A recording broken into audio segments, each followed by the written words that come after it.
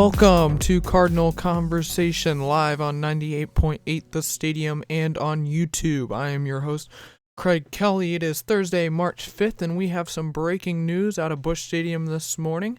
The Cardinals have fired General Manager Mike Girsch. Girsch and President of Baseball Operations John Mozeliak had a falling out this morning over what direction the Cardinals organization should go, and that has led the two parties to part ways. John Mozeliak has appointed Girsch's successor in the former Cardinals shortstop and 2006 World Series MVP David Eckstein. Eckstein has been serving as a special assistant to the general manager for the Pittsburgh Pirates organization, and he is now the new general manager for the Cardinals. Be sure to get involved with the show in the comment section or on Twitter. So with opening day just a couple of weeks away, let's take a look at the Cardinals roster in a season preview for 2020. On the mound, the Cardinals have ace Jack Flaherty coming back this season. He has the potential to be an elite Cy Young winning pitcher for the Cardinals. Last year, he had 33 starts, 11 wins, and 8 losses with an ERA of under 3 and a WAR of above 4.5. He had a fantastic season last year in the Cardinals rotation, and hopefully he'll be able to lead the Cardinals towards the playoffs once again this season. The Cardinals also have young starting pitcher Dakota Hudson. Dakota Hudson's still at the age of 25 entering this year. He also had a great season last year in 32 starts for the Cardinals. Pitched over 170 innings, only giving up 86 walks, and went 16-7 with an ERA of a little bit above 3. This year, the Cardinals also have Kwang Hwan Kim also in the starting rotation. He pitched in the KBO in South Korea last year with 17 wins and 6 losses, an ERA of about 2.51 in over 190 innings pitched. He had a fantastic season last year in the KBO, but we'll have to see if he can translate that success to the major leagues. He'll be making $4 million this year on the Cardinals' payroll. He'll be a nice lefty arm in the rotation for the Cardinals to mix it up with all the righty starters that they have. This year we also have Carlos Martinez coming back. It's looking like he's going to have to start the year in the starting rotation due to some injuries. He went 4-2 last year with 24 saves and an ERA of 3.17. Did not start a single game last year. His last start was back in 2018 when he started to move towards that bullpen role. He started 18 games in 2018 and went 8-6. And then currently the projected 5th man in the rotation for the Cardinals is going to be veteran and former ace Adam Wainwright. Adam Wainwright is at 38 years of age. He has signed a 1-year deal through the end of 2020. Went 14-10 last year with 31 starts, an ERA of 4.19. Also pitching over 170 innings and a WAR of above 2. He's still got it. Still got the sinker, the cutter, the curveball, the changeup. All are still good pitches that can compete in the major leagues as a starter. But I would expect to see Mike Shildt maybe move him towards the bullpen later in the year to save his arm and hopefully have it nice and fresh heading into the playoffs. Now let's take a look at the Cardinals bullpen heading into this year. They have John Brebbia coming back this season. Last year he went 3-4, an ERA of above 3.5, 66 appearances out of the bullpen. He's still at 29 years of age and will be a good right-handed arm with that powerful fastball that he has. The Cardinals also have John Gant coming back this season. He pitched 64 games out of the bullpen, went 11-1, and also picked up 3 saves last year. Kept the ERA just above 3.5 as well. In a good year, fastball tends to be around 96 to 98 miles per hour. That's definitely his best pitch. Austin Gumber also will make a return for the Cardinals this season. Last year, he pitched mainly in AAA Memphis, went 4-0. He started 8 games down there with 45 1/3 of an inning pitched. It looks like the Cardinals are going to start him off in the bullpen this year. If they might need another arm, they could see him maybe in the rotation, but I would highly doubt it. I just don't think he has the stuff to compete in a rotation up here in the major leagues. Got a fastball, a cutter, a curveball, a slider, and a changeup in his arsenal. He'll be looking to supply a good left-handed arm in the Cardinals bullpen. The Cardinals also have Daniel Ponce de Leon coming back this season. Last year he pitched 13 games for the Cardinals. Also got 8 starts, has that great curveball, that great changeup in his arsenal. had an ERA of about 3.70 last year and picked up 1 win. Probably still going to see him in the bullpen this season. Don't think he's ready to start. Don't know if he's really got the potential to be that elite starter that the Cardinals need in the rotation, but I would expect to see a lot of bullpen time for him this year. And the Cardinals also have injury-prone Alex Reyes coming back this season. He'll be looking to try and stay healthy this year. Still has that great potential that everybody has seen in him, that elite fastball and an elite changeup. Curveball has been developing. That is a great pitch that he also has. He went 0-1 last year in 4 games up here in St. Louis, an ERA of 15. Got in 10 games last year down in Memphis and got 7 starts there. Went 1-3 with a 7.39 ERA. Just looking to stay healthy this year. Has the ability to be a real elite pitcher for the Cardinals if he can stay healthy, but that is easier said than done, especially up here in the major leagues. The Cardinals also have Tyler Webb this season. Last year, he pitched 2-1 and got a save for the Cardinals in 65 appearances out of the bullpen, pitching just 55 innings. The Cardinals will also have Giovanni Gallegos this season in the closing role. It's looking like he's going to be the starting closer, with Jordan Hicks still out due to injury. He went 3-2 last year with a save and ERA of about 2.30 in 66 appearances out of the bullpen. Now on to position players for the Cardinals. The Cardinals behind the plate are once again led by the 37-year-old veteran Yadier Molina, the multi-Gold Glove winner. Played still a decent amount of games for his age last season, went 113 games, started 108 of those, batted .270, so still producing at a decent level at the plate with 10 homers and 57 RBIs. Molina has still got it when it comes defensively, and he's still there offensively. Cardinals will probably be looking to ease his workload a little bit this year. They got Matt Wieters still coming back. And speaking of Matt Wieters, let's take a look at him this year. He's coming in at just about 33. He'll turn 34 this season. Started 41 games for the Cardinals last season. Batted .214 with 4 doubles, 11 homers, and 27 RBIs.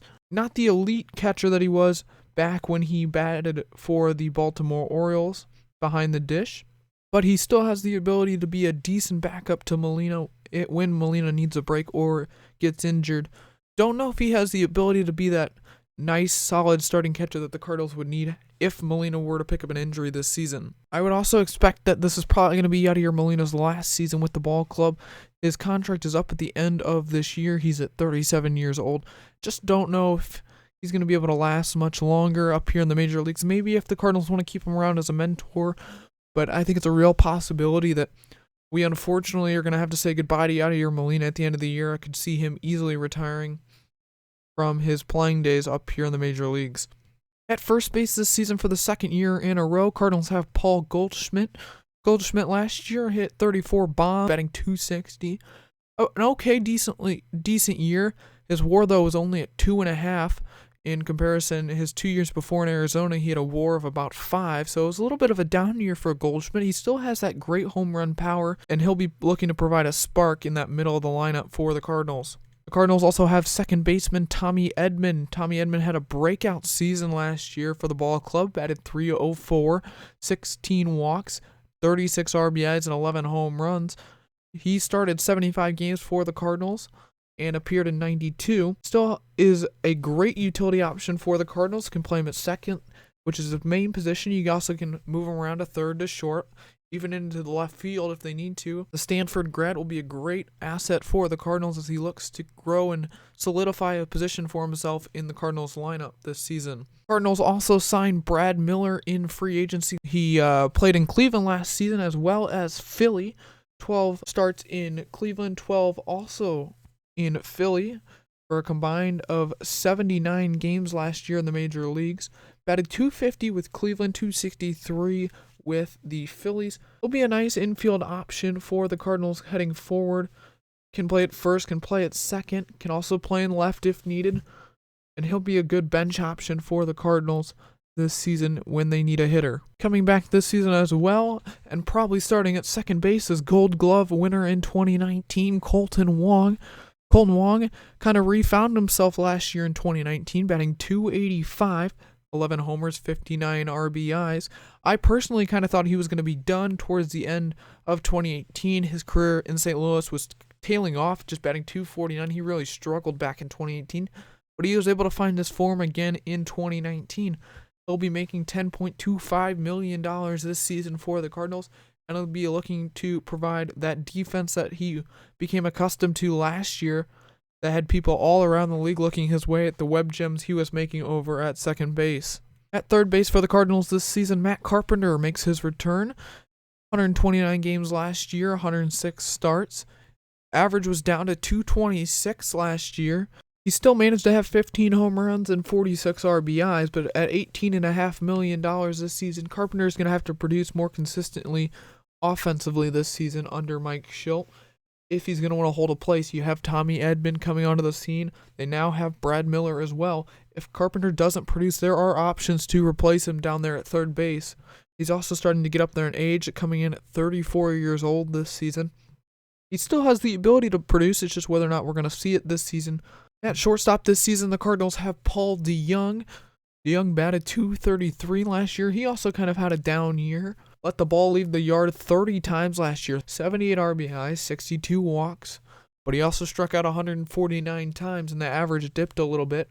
Had a WAR, though, still of about 2.9, which was okay for Paul DeJong. His WAR, though, back in 2017, which was up at 3.3. So just a little bit of a down year for him, but he still has that home run power that Cardinal fans have been accustomed to. He's signed through 2025 as well, so he'll be here in St. Louis for the foreseeable future. The Cardinals also traded for Austin Dean this last offseason. He started 46 games for the Marlins last year in 64 appearances, had 6 home runs, 21 RBIs. He's got that nice gap power to leg out some extra base hits.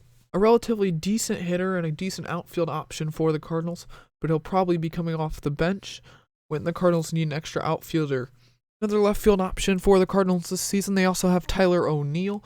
He started 30 games last year for the Cardinals in 60 appearances, kind of in that rotation last year. In the outfield, batted .262, 5 home runs, 16 RBIs. Had a relatively decent season for the Cardinals last year. He'll be looking to solidify, though, a starting role for himself in the lineup. In left field, the Cardinals also have Rangel Ravelo as an option. He started 5 games for the Cardinals and appeared in 29 last season. 2 home runs, 7 RBIs. A relatively decent season for the 27-year-old Cuban. Another outfield option. The Cardinals have a lot of outfield options this year heading into opening day. It always feels like we have plenty of outfielders to go around, but obviously only 3 spots to fill. But there will be a nice amount of depth this season once again for the Cardinals to rest players and move players around into different positions to find those 3 outfielders that can lead the Cardinals towards the playoffs. The Cardinals also have Harrison Bader coming back this season. He batted .205 last year, kind of a down year for him. Still has that elite range, though. Nobody can really match that range in the major leagues. Got the nice gap power. Really struggled last year with that average. Kept the OBP up, though, above 300, which was nice, forcing 46 walks in his 347 plate appearances for the Cardinals. That speed, though, is elite on the base pass, and look for the Cardinals to have him stealing a couple bags this year when playing in center field. Coming back this season is also Dexter Fowler. He comes in just about ready to turn 34 this year. Started 132 games for the Cardinals last year and batted .238, a little bit of a rebound year from 2018 where he batted just .180. He'll be making $14.5 million, though, this year. The Cardinals have been kind of stuck with Fowler's contract. I'm personally not a huge fan of him, but at $14.5 million and only batting .238, the Cardinals really don't have a lot of options. It'll be interesting to see if David Eckstein just leaves him in town through his contract in 2021, or if he looks to try and ship him out closer to the trade deadline. Let's meet some of the key prospects the Cardinals have coming into 2020 down in their farm system. First, we have Dylan Carlson, the left fielder. He's currently ranked 24th in OSA.com's rankings for prospects. Batted just about .361 last year for the Cardinals in AAA Memphis. Had a fantastic year down there last year. An OBP of .418 with 5 home runs and 9 RBIs in 18 games. Spent 108 games down in AA Springfield with the Cardinals. Batted .281 down in AA and had a fantastic year with a WAR of over 4 in AA ball. Don't know if Carlson's going to be ready, though, for the jump to the major leagues this season. I think We might see him late in September, but other than that, I would expect Carlson to probably be a 2021 option for the Cardinals in the outfield. The Cardinals also have the number 43 ranked prospect according to OSA.com, and that is Matthew Liberatore, the young starting pitcher at the age of 20, was acquired in the trade that saw the Cardinals send away Jose Martinez on January 9th of 2020 to the Tampa Bay Rays. Liberatore went 6-2 in A-ball last year for the Rays, starting 15 games with 78 and a third of an innings pitched. An ERA plus, though, of 129, so he had a great year down there in A-ball for them. He'll be starting the year in A-ball as well with the Cardinals down with the Peoria Chiefs. Has a nice fastball, got a good curveball and a decent slider in his arsenal. Be interesting to see how he develops. Another good young arm for the Cardinals to have. He's still probably, though, 2 or 3 years away from making a debut in St. Louis. Cardinals also have the 55th best ranked prospect according to OSA, and that is Nolan Gorman. Gorman's going to start the year down in AA with the Springfield Cardinals. Last year he played in high A ball with the Palm Beach Cardinals, playing in 58 games, batting .256 and an OBP of .304. Had 16 two-baggers, 3 triples, and 5 home runs last year with 21 RBIs. A decent infielder for the Cardinals. Can play a variety of positions between third base and shortstop.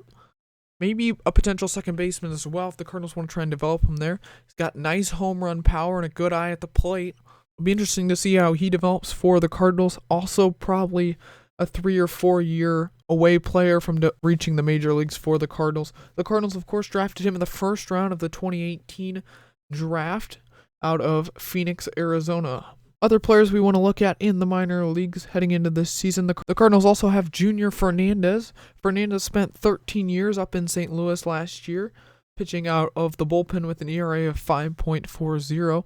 He'll be starting the year in high A ball with the Palm Beach Cardinals. Spent time last season with Memphis, Springfield, and Palm Beach, so I would expect to see him quickly rise up through the farm system this year.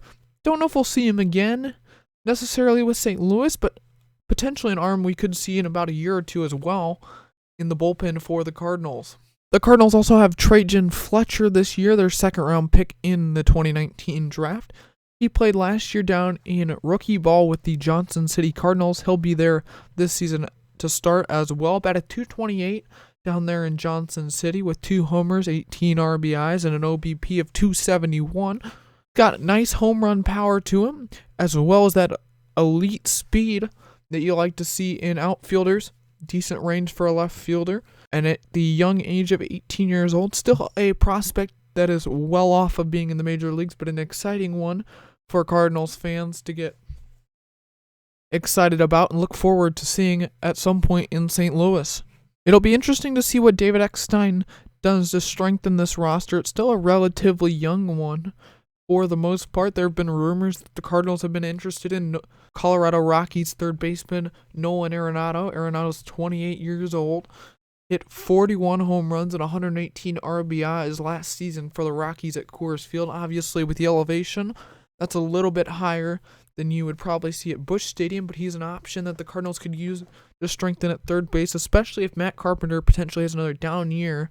The only downside is the Cardinals are probably going to have to give a ton of prospects in order to get Arenado. It'll be interesting to see if we see Eckstein maybe make a move for him. The Cardinals also have a ton of holes this season to start the year on opening day due to some injuries.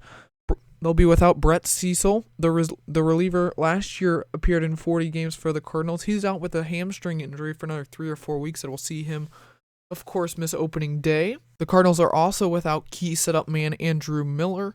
Miller appeared in 73 games last year for the Cardinals, 5 wins, 6 losses, 6 saves, and an ERA just under 4.5 at $11.5 million. His contract expires in 2021. He'll also be missing about a month with an arm injury. Then one of the biggest losses for the Cardinals this season, they're still without Jordan Hicks, their closer. He's still recovering from Tommy John surgery, and the Cardinals have estimated that he's still about 6 months away. So we might see him this year late in September, but there's also potential that the Cardinals don't see him at all this season as well. Played in 29 games last year for the Cardinals, 14 saves, 2 wins, 2 losses, and ERA above 3. He's got that great fastball that we've come to know and love down here in St. Louis. but don't know if we're going to get to see it this year, and hopefully he'll still have that elite arm when he comes back from Tommy John. The Cardinals are also going to be without starting pitcher Miles Mikolas this year to start in the rotation, which is why we're probably going to have to see Adam Wainwright in that 5th spot. He's coming back from a sore flexor tendon issue that he's had. He'll be out a month as well. 9 wins, 14 losses last year. That's the most losses he's had, though, in his career. An ERA of above 4, so kind of a down year for Miles Mikolas last year in 32 starts. Pitched over 180 innings for the Cardinals. He's still got that nice ability at the age of 31 that you look for in a starting pitcher, and I would expect for him to rebound. He went 18-4 in 2018 for the Cardinals, 9-14 in 2019, as we said. Probably going to hopefully find some place there in the middle to stabilize for Miles Mikolas, probably working in the middle of the rotation for the Cardinals this year. Be sure to join us here on Cardinal Conversation here in a couple weeks on March 26th for the Cardinals opening day away in Cincinnati against the Reds. They have a 3-game weekend series over there. We're excited to get to call that game and get the season underway here in 2020. An exciting year for the Cardinals after losing in the NLCS last year. Hopefully they can get back to playing elite playoff baseball this year. And go Cardinals!